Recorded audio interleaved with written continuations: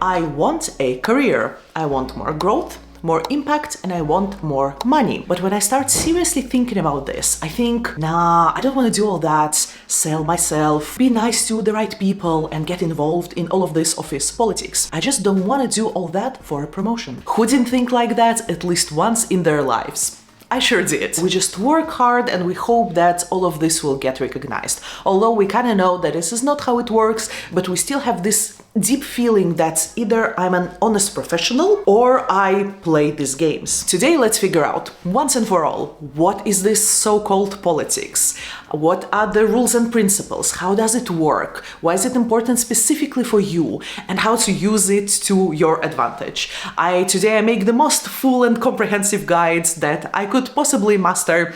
I have slides that you probably already see. I prepared a lot of slides, so a lot of content, buckle up. But it can be used not only for promotion, because you may want just more money or more stable job, for example, or there is something that you very deeply believe in, and to make it happen you need access to a more high impact type of a role. So all of that is career goals. Career goals require power, and where there is power, there is always politics. For the start, I'm Elena, I'm 35, I'm a manager in tech, mentor and YouTuber, originally from Russia, and now I live in Amsterdam, the Netherlands. I'm a part of a corporate world for the last 17 years. Scary to think. I have an MBA and I have a lot of opinions on things. Like, for example, I advocate for empathetic leadership and working on your emotional intelligence if you want to be a decent leader someday. And today we have a big plan for a lecture. I have my slides in front of me. First of all, we're going to talk about why just doing your job is not enough, what corporate politics and office politics is essentially about and what it isn't, and how to choose and play your game that will serve you and your career goals. We're also going to cover 5 rules of corporate politics, the foundation of strategic communication, and even how all of this is impacted by leadership trends of 2025. I want to start with the thoughts that any of us had at least once in our lives. I want to be noticed by my work and not by games I play.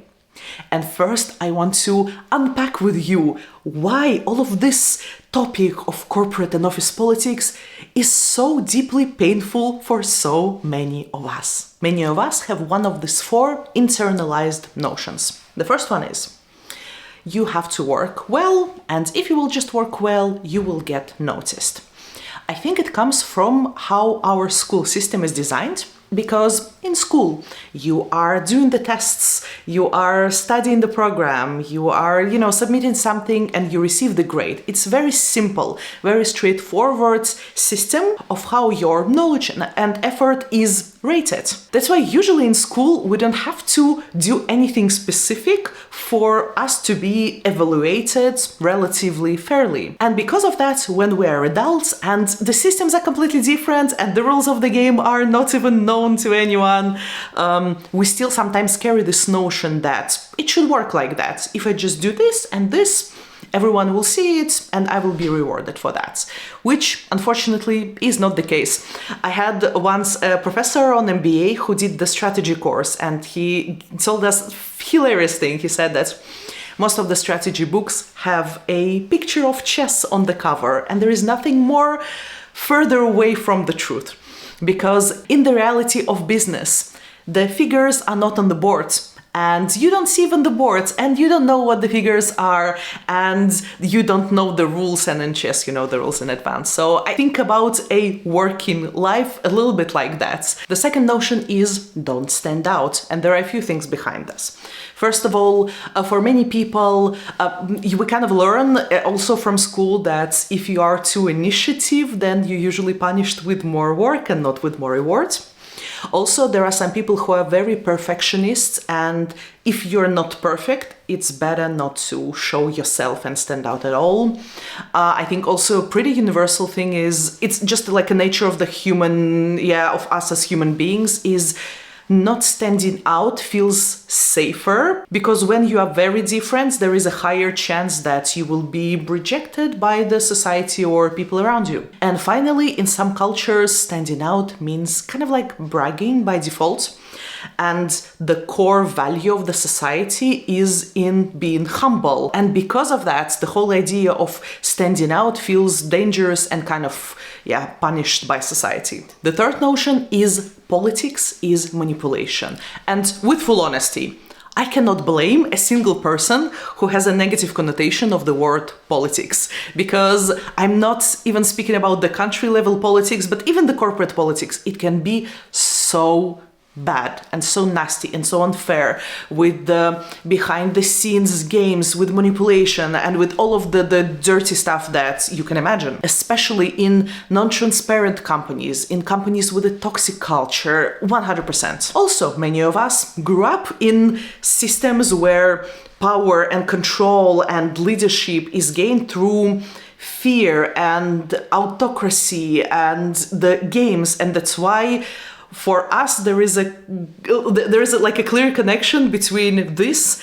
and politics in the wider sense. That's why we're thinking, okay, this is the only way, and we cannot help but think about politics, including office politics, in a negative connotation. The fourth notion why politics feels so, icky and uncomfortable and painful and we don't like all that is because it implies you asking for help. And many of us have been told from the very young age that asking for help is weakness, and if you want to do something, you should do it yourself. And you should never ever depend on others, which this particular notion we will unpack more a bit later. But for now I want to say there is nothing that is further away from the truth. These are the four concepts, notions, ideas that we've been told that maybe at some point were helpful for us, or maybe to a certain extent they are indeed true, but in reality they hold us back a lot.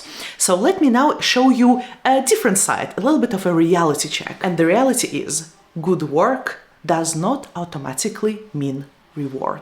Because our success is not only about what we do, it's also about how others see it, perceive it, interpret it. It's about what others believe about what we do on top of what we actually did. It's all of the contexts that surrounds everything that we create and we achieve. Promotions, increases, all those type of things are decisions that are made by people, and people are not perfect. People have biases, people have gaps, people have emotions at the end of the day. And whether we like it or not, our work is understood through how it is visible to others and how it is perceived by others. And you can tell me now, hey, that doesn't seem fair. And I would agree, it does not. But it's also not corrupt either, because the system is just human. Decisions are made by people, and people are subjective. And even if they try their best, sometimes they still are. And you can say, okay, let's build a machine that will make decisions instead of people, and the machine will be making the same mistakes because machine is trained by whom? By people. So human system is not a bug, it's a reality that we all operate in. And once we realize that, and once we understand that, just doing your job well, let's say, may not be enough for your success and for the goals that you're having, we have basically two choices. Either we withdraw, we opt out, we live in disappointment that the adult working life does not operate like a school assignment, which, by the way, often means to give the steering wheel of shaping your narrative to someone else. Or we accept that we are always a part of some sort of a power game, and we learn how to shape our narrative ourselves, preferably without turning into people that we don't want to be, so without compromising our core values and what we believe is right. The first thing we need to remember is that visibility is not the enemy of substance. The problem is not that people promote. The problem is that people often promote without the depth, without the context, without the clarity, without seeing the full situation on their hands. And you can be the one who provides this depth and context and clarity, and this is what influence is all about. There is a difference between creating visibility and providing context and faking value. So you don't have to become these people that you 100% know what I'm talking about. There is always these people who are very focused on, like talking to the right people and making an impression that they're doing something when they actually don't do anything. And it is super sad and super frustrating when people like that are actually getting the promotion because they kind of abuse the game in a way. But if you're doing a valuable work, it deserves to be seen and deserves to be understood. If you don't show it, people assume that it's not there. And by the way, it doesn't just hurt you and some of your career aspirations. It also hurts your team. It hurts your ideas and like the impact that you can create. So next, I formulated for you 5 main rules/principles of how this game actually works in reality. And the first one is visibility amplifies value. If people don't see your work, they cannot value it. And if they don't understand it, they don't have the context of what it is about, it's very hard for them to support it. The decisions about promotions, increases, all those types of the decisions, they are made not by someone else's perception of fairness. They are made based on the information that people who are making these decisions are having at their disposal. And that's not always objective, but it is manageable. So every time we need to think not only about the real impact of our work, but also how this impact and this work is perceived. So how does this work? Well, think about it like this. Every time you are communicating about your impact, it's kind of like creating common context and common info fields around it. It's not just you're saying, hey, I did something good, I'm bragging about it. It's you're saying, hey, there was a problem, this was my approach, this is what I did, and this is how it actually helped. I hope you see the difference between those two. Rule number 2, influence is relationship multiplied by timing and multiplied by relevance. First of all, it is very hard to influence anything if you don't have any relationship at all, preferably trusting established relationship. But that's not it. You have 2 other components, and the first one is timing. Even the best idea or something that can be very logical and set for a success may miserably fail if it's just not the right time. For example, you came with a fantastic idea before these people actually realized that they experienced this pain. Or, I don't know, you propose a great initiative but in a situation of very intense political turbulence. So there should be the right time for the right move. And this answers the question when, and relevance answers the question why. What you want should be aligned with what our organization needs at the moment, what is important for the company at the moment. So relevance is about from which angle you position what you want to influence, basically. So you need to know who cares about what, invest in relationship with people, and connect your message with the objective reality around you. Rule number 3, each system has informal routes. When you look at the organizational structure of the company, when you look at the org chart, it is not a map.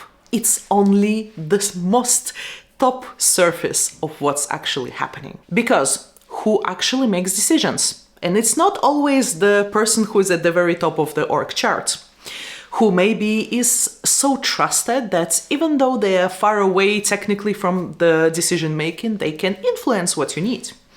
Or who can maybe block your initiative even though formally they can be not against it. Or who are those people who are very good at connecting other people with one another. All those are informal routes that you need to know. So here's how it works. You need to figure out all of those informal systems that you are operating within.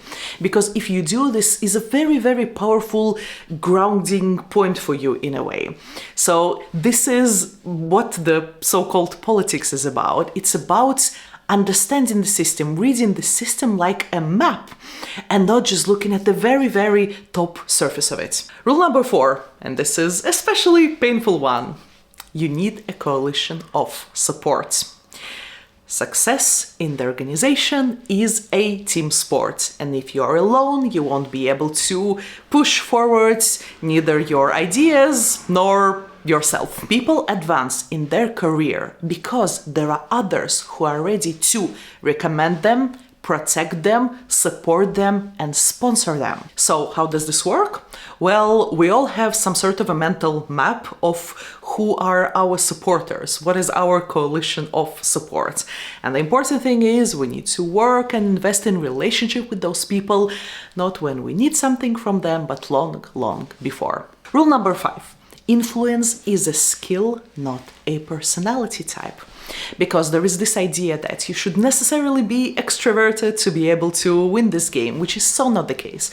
It's not about being loud, it's more about being clear. It's how you position what you do and how you think on the language of what helps the system. How does this work? Well, we're not only talking about what we did, we also talk about why we did it, why we did it exactly this way, and how it helps either business or people. Because people mostly remember not the actions, but the effect of it. And when you explain the context, you basically allow others to understand what you do better. All right, now let's recap our 5 game board rules. Visibility amplifies value. Influence is relationship multiplied by timing, multiplied by relevance. Each system has informal routes. You need your own coalition of support. And influence is a skill, not a personality type. So hopefully at that point you see that you don't have to manipulate anyone, but you need to understand how the decisions are made and how you can influence those. Without compromising any of your ethical standards. Thank you very much. And now I want to talk about what is the best tool that can help you in all of this big and not that easy journey. And now we're stepping into the territory of leadership communication, because of course the best tool that can help you with that is communication. And I want to focus you on 4 very important principles of communication, and for each I tried my best to give you an example of what's one versus another mean. Frame your work to help interpret it. It's not about selling more. Align instead of sell. And build systems for visibility. By framing your work, I mean, instead of saying just I did this, you can say I suggested this based on this, and it led to this type of result, which for the 10th time for this lecture gives a context regarding what you do. It's not about talking more, it's about being concise and sharp about your message. This is actually my improvement point. I can be very worldly, and the challenge that I have at work is how to be more concise. Because we all usually know a lot and we can talk a lot, and sometimes we want to talk about irrelevant things. So for example, you can say, oh, we had a nice retro, the people did this, discussed this, we had a nice engagement, people shared their thoughts, blah, blah, blah, blah, blah. A lot of words without, okay, and what came out of it? So instead of that, you can say something like, on the retro, we find 2 blockers, and this is the action points that we're having. That's it. We often have a compulsion to fill in the voids with words, but sometimes it's just not necessary, and it even dilutes the message that you want to convey if you surround it with too many words. Align instead of sell. Can you please compare 2 statements for me? I have the slides in front of me. So the first one, I've been thinking a lot about the company's positioning, and I came up with the messaging strategy that I believe could really level up, blah, blah, blah. And the second one is, you mentioned our goal is to sharpen positioning on the enterprise space. I've drafted a version that connects better with the audience. What is the essential difference between those 2 messagings? The first one feels like you are going on a stage and you are explaining how brilliant you are, and you're like, you spoke about yourself and you're now waiting for the reaction of others on that, like you're waiting for the applause. And then the second one, you kind of enable someone else to be successful. It's not that you want all of the spotlight on yourself. The spotlight is on the value that something that you did will bring. And this is my personal opinion, but I think this is where the line is between selling and aligning with others on what value your job brings. At least for me, this is where the comfort zone is. And when I focus on the value that I create, I don't feel like I'm selling myself. So hope that makes sense. Create systems. So instead of just hoping that your impact of what you do will get noticed, you can create systems and events and occasions and the structures for it to be visible. For example, if you're doing something that can potentially, like cures the pain of someone, you can be the one to initiate quick monthly updates where you will share, okay, this is what we did in the last month, this is how it helped, this is what we plan for the next time. Don't always wait for someone else to do it for you. It is totally fine to initiate things like that yourself. And on top of that, here's the thing. The clarity of communication is by itself a leadership act. If you're not clear, then you are not influential. Because if you're explaining your idea clearly, it's not just easy to understand, it's also easy to retranslate to others, which is also kind of partially what we are going for with all of these exercises. Now, let's do an intermediate recap. We spoke about why getting involved in so-called politics is so uncomfortable for us on the emotional level. We spoke about 5 main rules of this game and even surfaced a little bit the foundational principles of leadership communication as a tool. And so far we were kind of more focusing on what you can do by yourself, but it is so not the point of it. Because careers are built through allies, not solo wins. Strong people who are actually strong not only in work but in general in life, they find support and they are also the ones who are giving support to others. So everything that we spoke about is not a one-way street at all. And I'm telling you, depending on where are you in your career, actually maybe even when you're in the beginning of your career, you can always be someone, you can always be a supporter to someone else. Also, we don't look for saviors, we're looking for allies.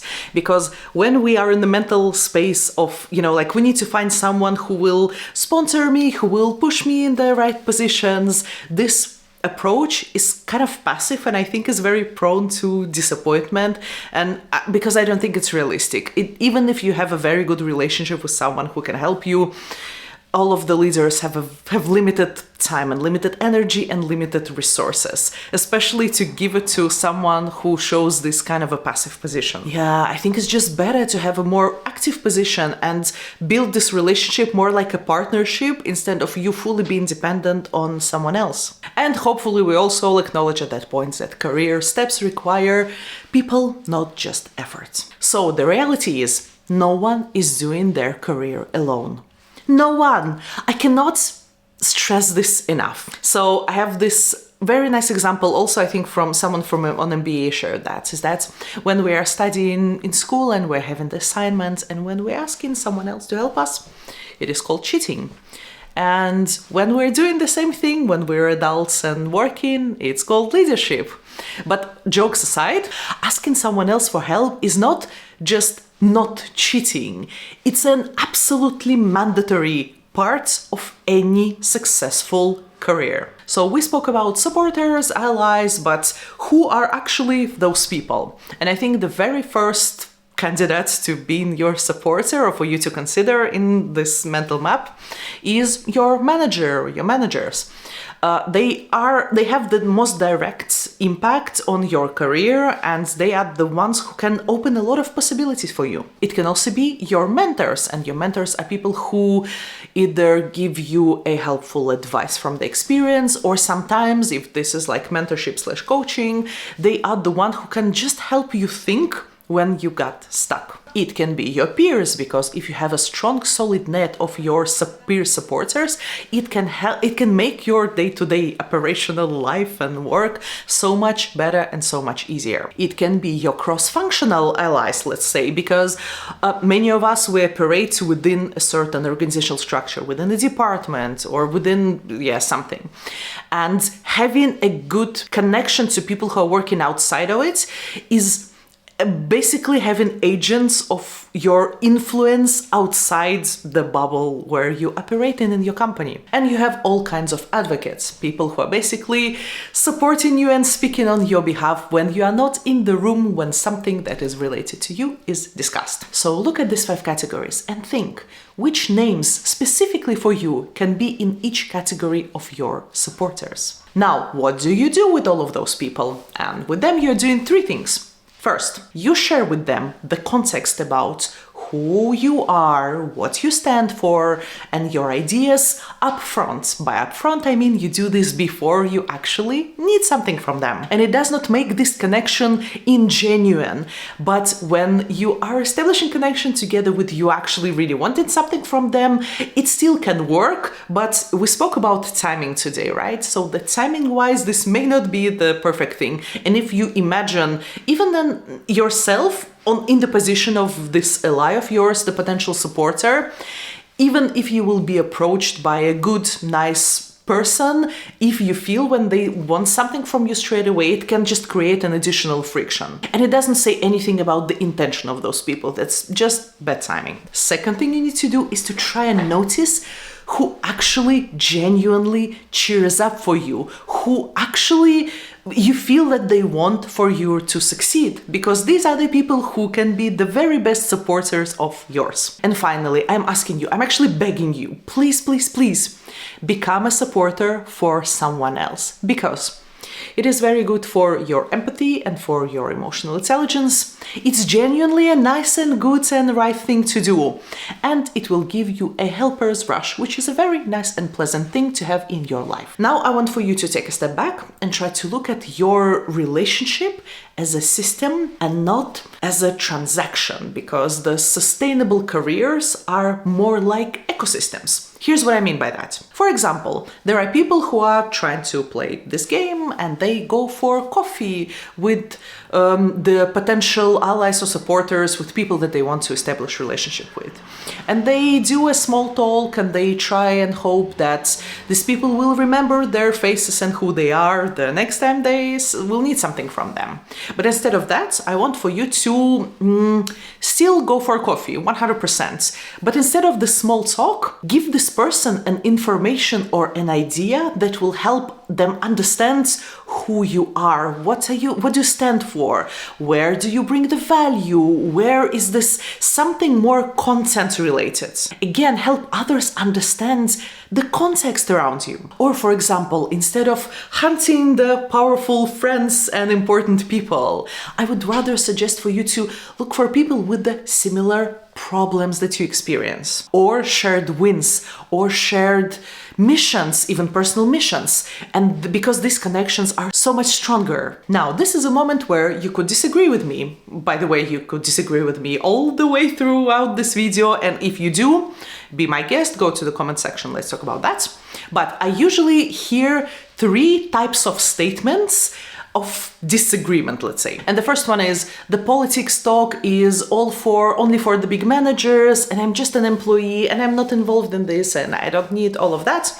Which I think if you watch all of the previous parts of this video carefully, you already know that it's not true. And even if you think you are not involved in the power dynamics, in reality you still are. So you just choose if you opt out or you are advocating for yourself. The second disagreement I get is, oh come on, you're talking about all that like it's an episode from the Suits, the series, and in reality all of these political games, they're just not real, they just don't exist. Which, to be honest, in real life it's indeed less kind of exciting and dramatic and engaging and entertaining than in the series, but it does exist. And ignoring that will not take you away from the game as much as you would wish for that. Sorry, it doesn't work. And the last types of disagreement that I have is, oh yeah, the power games, yes, they existed, but it's something from the past. It's 2025 now, the world is different, the companies are different, and it's just something that is already, we are past that. And although indeed the world is different and we are in 2025 now, but specifically to address that, because I can imagine that it can resonate with a lot of people, I want to give you a little bit of a sneak peek into what are the actual leadership trends that are happening in 2025 and how it is connected with all of these politics and power games that we spoke about. If by any chance you are one of those people who are, like me, spend your free time researching what are the latest trends of people managing other people, then you will not be surprised to hear that we are moving from a culture of control to a culture of autonomy. The organizations that we all work in become more flat, So instead of traditionally being more, let's say, hierarchical, the role of a manager transforms from someone who checks what you did and how you did it to more the role of a coach and supporter and someone who enables you and not controls you. Employees' well-being is coming much into the focus and in the picture than even 10 years ago. And with the rise of the social media and rise of people being more vocal about crazy stuff that is happening with them at work, there is this, not a movement, but like more of a trend of employees pushing the redesign of the culture through their channels of influence. So globally, not in every case, but when you take a step back and look at the macro trends, we're moving from more the command and control to more empower and align, from a more clear hierarchy to more of a blurry one, from the time when the title would give you the power to power being derived from the visibility and influence, and from selling, let's say, yourself to your boss to framing your work to influence many. Why am I telling you all this? Because considering all of these macro trends, everything that we spoke about today becomes much, much more important. And here's how. When the companies were more hierarchical, when the systems were much more strict and less flexible, you basically had one path to achieve what you want. You need to be in a good relationship with your manager will advocate for you, and your manager will make the decisions for you, and this is, let's say, the only way. But right now, because of all of these trends that are happening in business, there are so much more ways for us to achieve what we want, but all these ways are so much more blurry. And if we don't position ourselves for many, then it just won't be happening. So our managers won't do this instead of us anymore. So when hierarchy is clear, it is simple and you always know where to go. But now the system is just different. And how you create a clarity and context around what you do is a must. So I would say the trends of 2025 are actually even accelerating and even increasing the importance of everything that we discuss in this video. But did you know that people who are playing this power and influence game actually play it on a very different difficulty settings? And it very much depends on, you guessed it, your gender, your race, your accent, your body type, your age, if you are neurotypical, depending on your parental status and other factors. And if you will just take a look on almost any management board of almost any big company, you will definitely see that there is a certain profile there. It's usually male, it's usually white, it's, I want to say middle-aged, but maybe even older. So I think it depends on the country of your choice. Why does it happen? Well, people like to support people who look and feel like them. And because of that, people from the minority groups often, they are less invited for coffees, they are less mentored, there are less others who explain them the rules of all of these corporate games. Because of all that, the visibility threshold is higher for people from these minority groups. And here you can say, okay, I'm from this group, what do I do? And I will tell you that I think that you can adapt one of the three approaches in the situation. The first one is, I'm waiting to get a seat at the table, which basically means the approach of, I'm doing good work, I hope that my work speaks for itself, and I am waiting for it to be recognized. And I told you already in this video many times that I think this is the most vulnerable position. But here I want to say, for people who are following this approach, it's not that they're lazy or it's not that they are naive, it's just oftentimes the rules of the games are just not explained to them. That's why, what else can you do? The second approach is to bring your chair to the table, which basically means I understand the game, I play the game, but I do it conscientiously.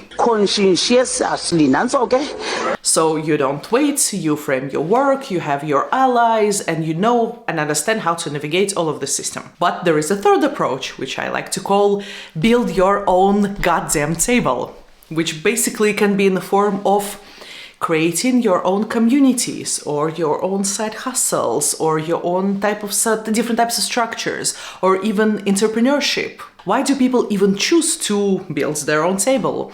Well, sometimes it requires so much effort and compromises to build yourself in the existing system, and a lot of people are just not ready for that, especially from the underrepresented groups.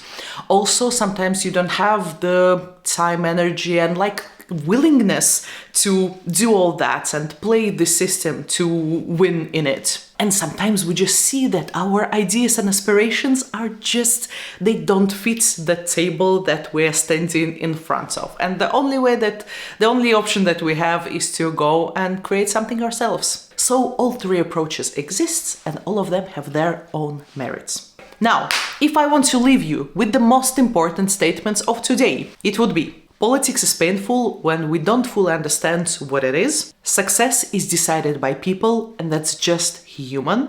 No one makes it alone. And in 2025, it is even more important than ever.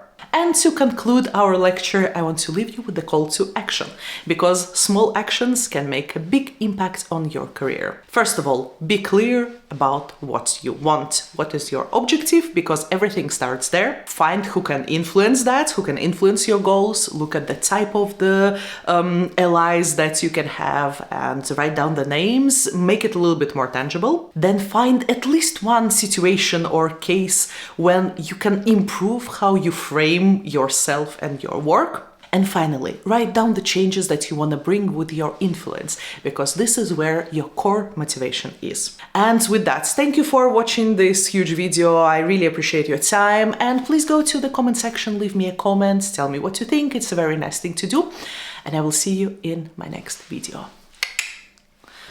It's late at night already, actually.